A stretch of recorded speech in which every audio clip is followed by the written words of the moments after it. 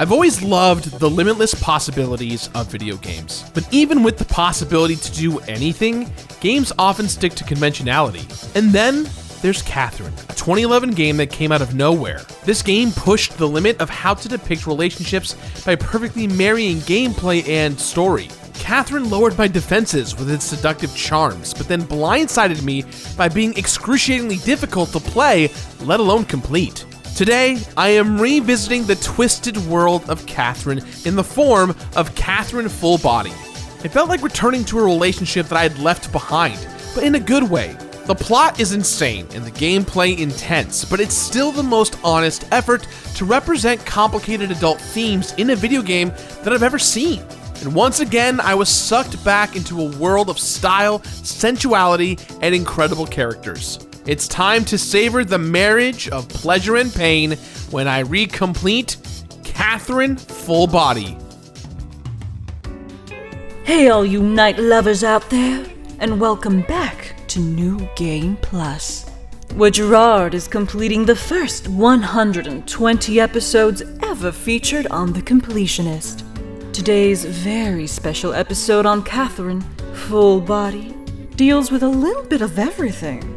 Frustration, excitement, humor, drama, spoilers, and even just a touch of emotional reality. Before, there were only 2 Catherines, but now there are 3. Will Gerard survive the nightmare once again? Or will he just become another lost sheep to the YouTube algorithm? Let's find out.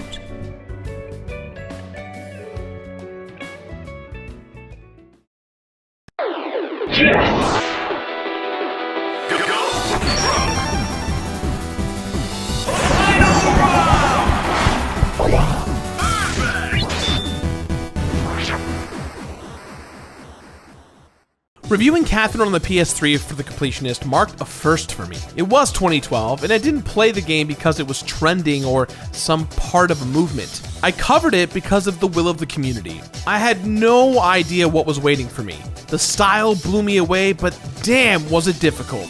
Catherine Full Body is still difficult, but it remains one of the best examples of premise delivery I've ever played.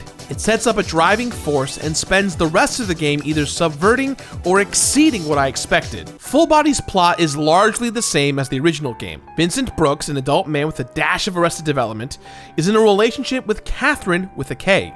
After a night of drinking at his favorite bar, the Stray Sheep, he wakes up to his apartment with Catherine with a C, seemingly having cheated on his longtime girlfriend. In the midst of all of this, he helps an amnesiac named Rin find her place in the world, including an apartment right next door to himself. From there, it solely lies up to the player whether Vincent does everything he can to keep his relationships from falling apart or indulges in his most hedonistic fantasies. And through all of it, Vincent must navigate a terrifying nightmare world where his subconscious fears in daily life become literal death traps when he falls asleep. Developed and published by Atlus, this 2011 game became a cult hit because of its unique structure. It's a fiendishly difficult puzzle game which even became part of the competitive scene for quite some time. It's also an erotic horror story drenched with sizzling style. In September of 2019, a remake for PS4 and Xbox One with enhancements and extra content was released. The subtitle, Full Body, refers to both a delicious bottle of wine and is also a double entendre considering the themes laced throughout this game. There's also a brand new Nintendo Switch version that just came out, but since I've been playing on the PS4 for the last few months, that's where I completed this game. In terms of style and themes, few games even attempt what Catherine did and still does. The setups and payoffs in Catherine are incredible. It makes perfect sense that a bunch of the team from Persona 5 worked on this game beforehand. Every character, every anime cutscene, every nightmare puzzle absolutely bleeds with style. But initial impressions aren't everything, and the first time I played Catherine, I instantly realized it would be one of the hardest games I would ever complete. From the very first puzzle, even all those years ago, I could extrapolate the difficulty ahead of me. Full Body takes that difficulty and ramps it up a whole order of magnitude. Playing Catherine Full Body is divided into 2 phases, hanging out at the Stray Sheep bar and conquering the nightmare puzzles each night. Nightmares are where the bulk of the gameplay actually takes place. I didn't have to battle shadows during Catherine. Instead, I had to master one of the most unique puzzle mechanics I've ever experienced in a video game. I essentially had to turn walls into ladders. Players must ascend to the top of a tower, composed of three-dimensional blocks that can be pushed, pulled, and scampered across. Each level is more complex than the last, with dozens of different techniques to be mastered. Every climb is also graded on a scale of bronze to gold. After a successful climb, I was rewarded not with experience points or special weapons, but questions in a confessional booth. Questions that would determine Vincent's fate in future story beats. Every visit to the confessional has an impact on the story. The actions and conversations had in the waking world affect the nightmare, and vice versa. And completing this game required me to master every aspect of both. Full Body, in my eyes, has a lot more content to complete than the original. The game is divided up into nights, and each night has a stage to complete. In the original Catherine, I had to clear each stage with a gold ranking on the hardest difficulty setting one time. Not easy by any means, but very straightforward. In Full Body, things are a lot more complicated.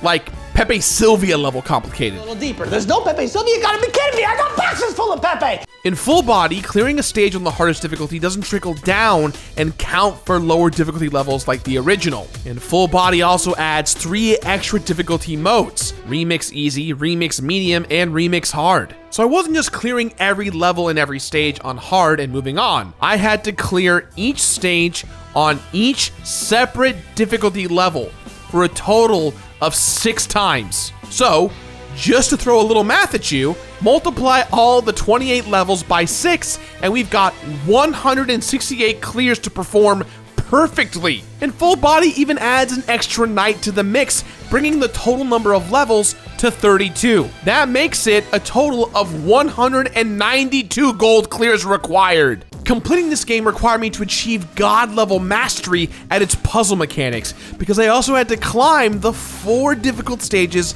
of Babel. Babel consists of the core gameplay of Catherine, and also gives players a little more insight into Trisha, the host of the Golden Playhouse show that Catherine takes place in. But this mode adds an element of randomness to the mix. I had to climb hundreds of rows of the tower, never knowing what was coming next. Now, I did this once before, but doing it again felt absolutely daunting. Granted, in Full Body, they do make it easier because they give you 3 sodas, which allow you to jump 2 blocks. Single player is super difficult, but I had to do this in both single player and co-op, which meant basically training someone else to get on my level of this game that I've spent a good amount of time mastering. Now, I want to take a step back a little bit. Years ago, during a YouTube series I did with the Game Grumps, Ross asked me what the hardest game I ever had completed was, and without even thinking about it, I said Catherine. Not Super Meat Boy, not OG Castlevania, this game. Really? That game's so hard. Play it on hard mode, and You beat that on hard mode? It's so hard. I remember that. Do you have to cheat on 3 girls instead? Catherine with the K, Catherine with the C, Catherine with the Q. Catherine the Q. Catherine with a PH. Quathrin. I went with Quathrin. She was the best Quathrin by Catherine by far. And then I played Catherine Full Body, and this happened. Catherine? I'm not sure about the spelling, but, that's the name I remember. Wait, when she told me her name, did I only hear the last part? What? Oh, What? So you're another one. Are you kidding me? Okay. Is Are something you- wrong? Ross? No. And I predicted this? It's It's Catherine with the Q? Calling you that. Are you kidding me? How did this happen? No fucking way. Really pregnant? No fucking way.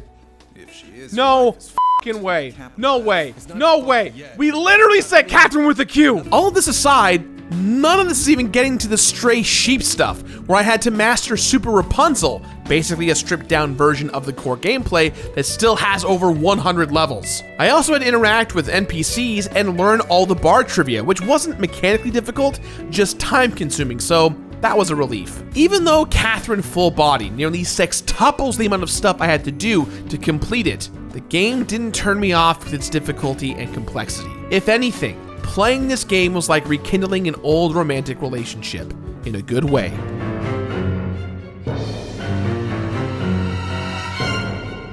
I've been burned before. Catherine, the game, was beautiful, but left me feeling pretty exhausted when all was said and done.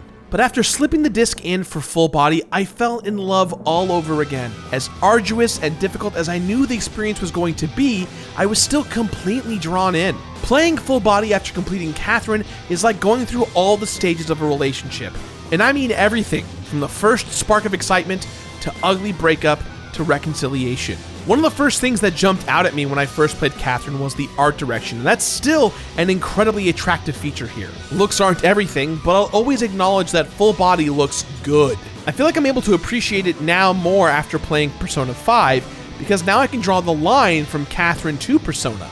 I loved seeing the beginnings of the 3D anime look, and it's just as good as the first time around. Full Body's first hook is its presentation. This game looks undeniably cool, especially if you're a fan of anime. And I love the whole concept of the Golden Playhouse, literally drawing players in, pulling them into the world from the very start. I thought this was a great hook from the very beginning back then, and I still do. This framing device, putting the game within a show, is great because it puts the player in the headspace of seeing this entire story as a fable or horror story. It's one more way this game seduces newcomers to Atlus's unique style. I love the combination of high concept stuff, especially when it's mixed in with the lowbrow thrills of straight up sex appeal. Catching up with Catherine, I was reminded of what we went through together all those years ago. Catherine Full Body feels old school in how almost every reward in single player is more story elements. Every difficult puzzle ends with the confessional booth, where Vincent has to make a choice. These confessional booth scenes influence Vincent's karma meter, impacting the outcome of the game. The karma meter is affected every time Vincent answers a question,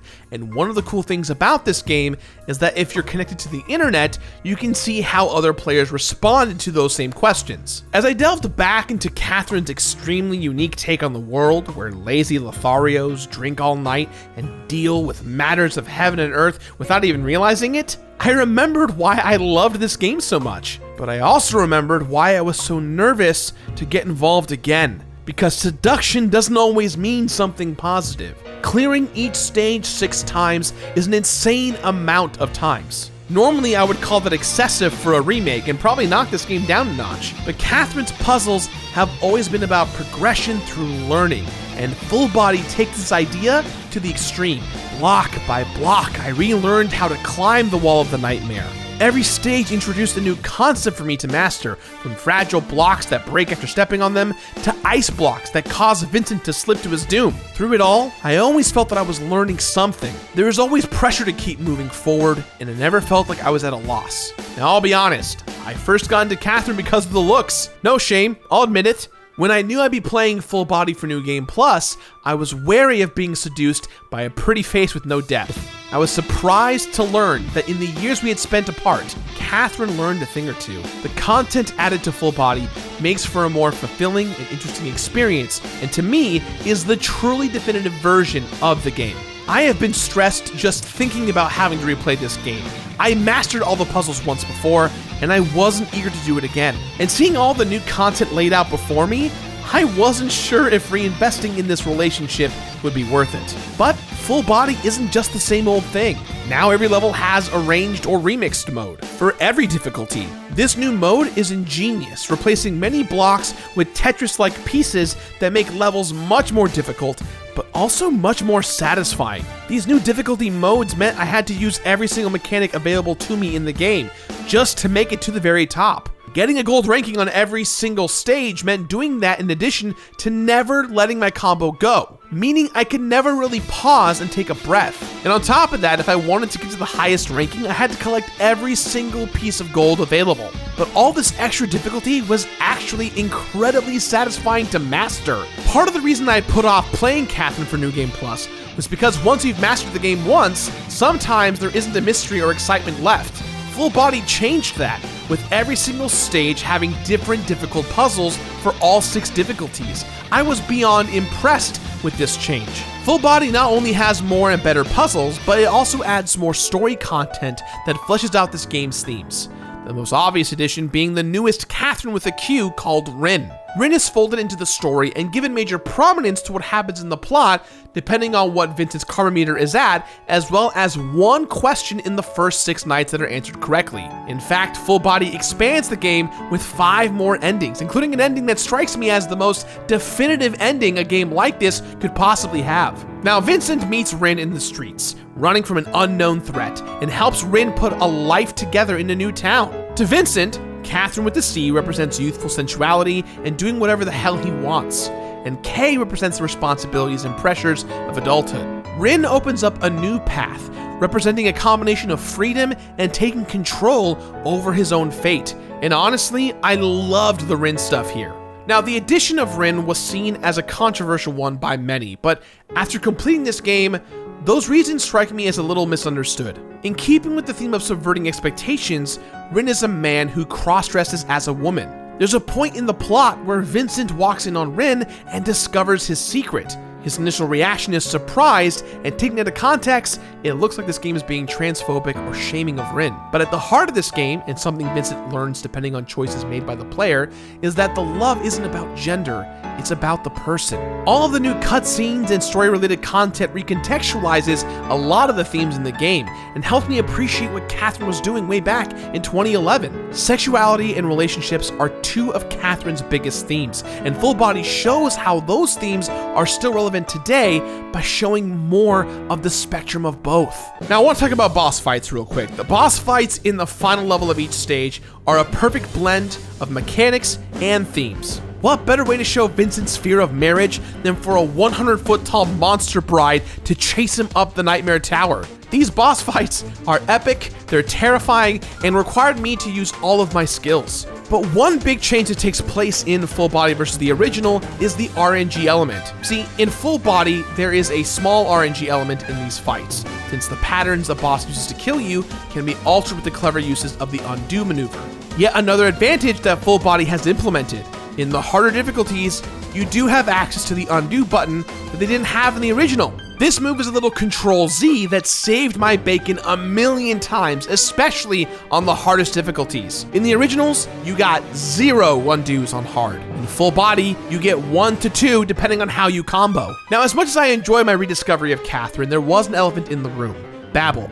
This is a separate mode from the main story, solely dedicated to how good you can be. Babel is composed of 4 different stages, each one increasing in complexity and difficulty, and all 4 stages are only unlocked after clearing a certain amount of stages with gold. Babel is Catherine's ultimate challenge, and I don't recommend it unless you've already mastered every technique the game has to offer you. In the normal story mode, players can essentially memorize routes and keep practicing until they've mastered a level on any of the 6 difficulties. In Babel, the stages are determined completely by random, so I was forced to think on my feet and improvise strategies on the fly. It's incredibly difficult, but one thing I still appreciate in this version of the game was that I could attempt these stages in co-op, which lowers the amount of floors that I have to climb. But this also meant that both my partner, in this case Ted, and myself had to be very, very, very good at this game.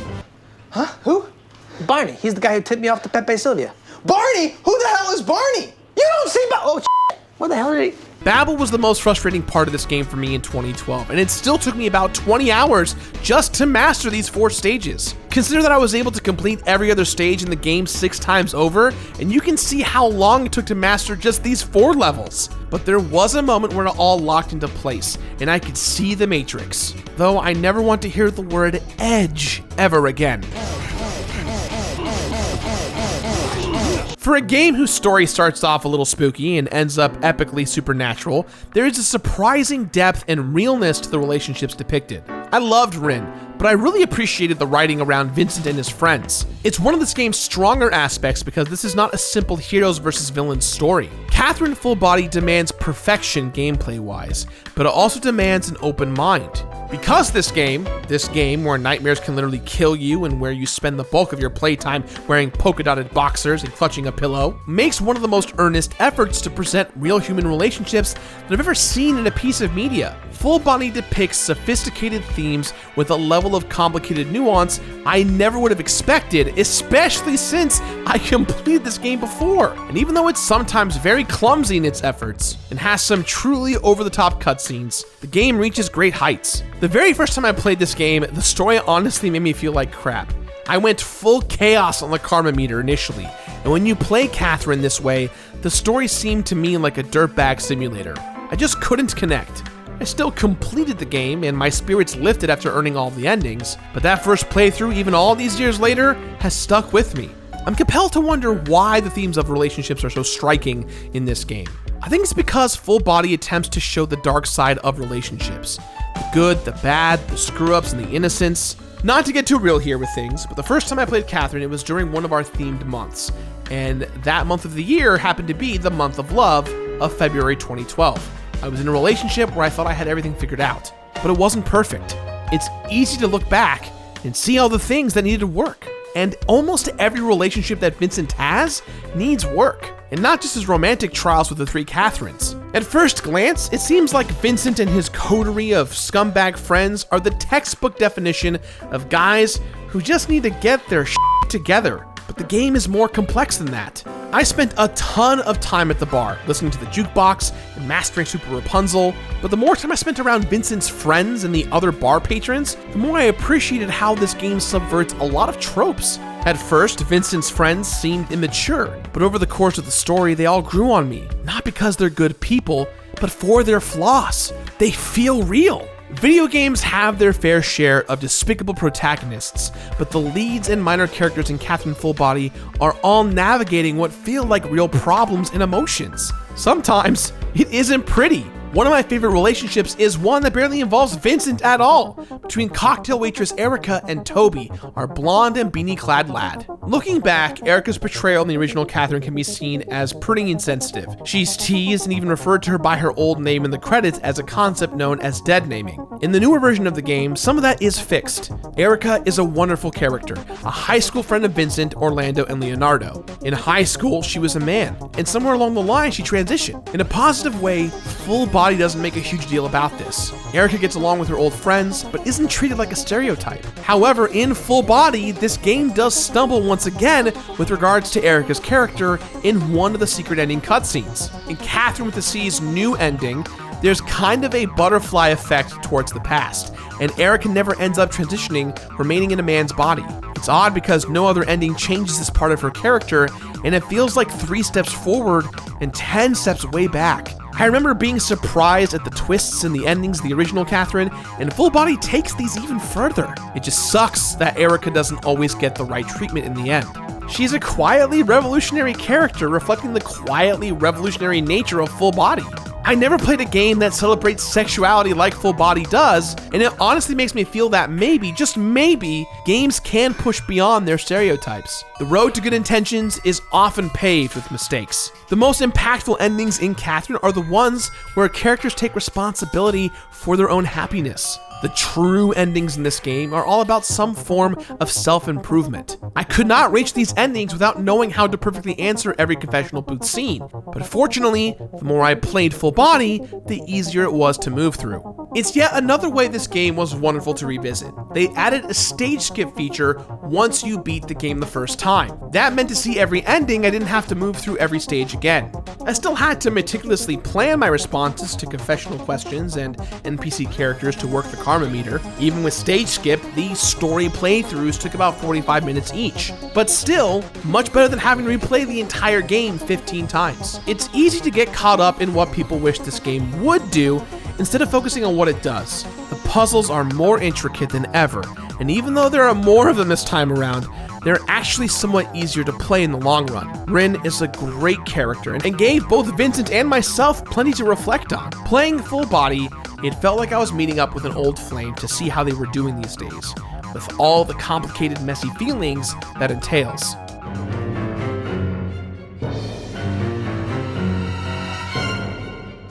Catherine Full Body is provocative and even titillating. It's also relentlessly old school in that you are basically playing this game for the cutscenes. Aside from the trophies themselves and the cutscene gallery, the game doesn't really give you any tangible completion rewards. The gallery rocks and works within the weird framework of the game within a show.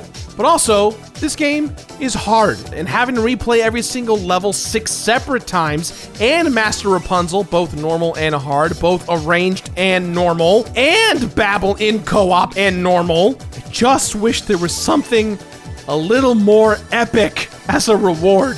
Now, it's not really an unlockable here, but Full Body has a bunch of Persona 5 related DLC. In 2011, I had no idea that I would spend hundreds of hours completing a completely different Atlus game, and then be absolutely delighted to see it show up in this game. Being able to compete in the Babel as Joker and hear my favorite characters give commentary as I climbed up the Babel was a strange yet awesome experience. And seeing Trisha revealed to be the goddess Ishtar in LeBlanc was more hilarious than I ever expected.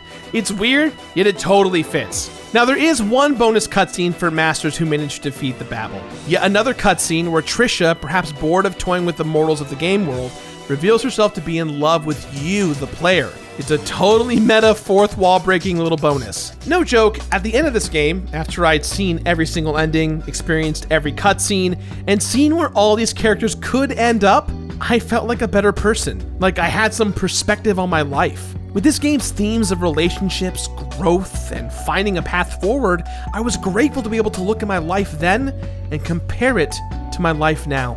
Not everything needs a moral, but I actually loved seeing all the endings to this game. They let me appreciate what this game was going for. I love that Vincent says, man, woman, who the f*** cares in regards to his romantic relationships. After seeing the endings in the original Catherine, Full Body's endings totally flipped how I expected Vincent's stories to end. Once again, I was surprised and pleased by this game, even if at the end of the day, I didn't feel like there was all a desperate need to complete every level on every difficulty, except for that dumb, sweet platinum trophy. When I recompleted Catherine Full Body, there were 42 deaths where I got smushed by the subconscious representation of Vincent's greatest fear, a butt monster. 56 trophies earned, making me one of the few proud platinum players of this game. 4 cocktail trivia titles earned by drinking down every single drink every night in the game. 3 main love interests, including Rin, which somehow me and my friends predicted was named Catherine with a Q. Over 500 floors of Babel climbed. 13 endings unlocked, some of which are upsetting and some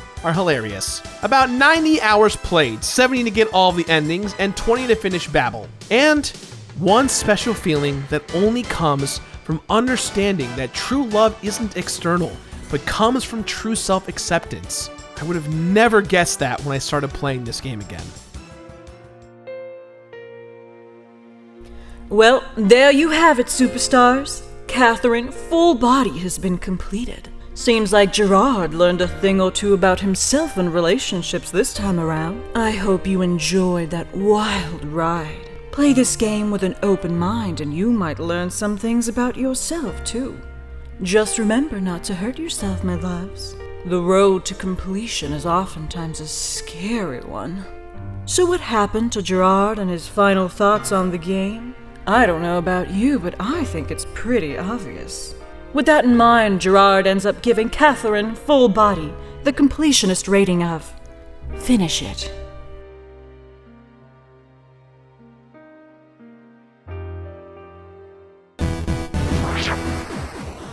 Finish it!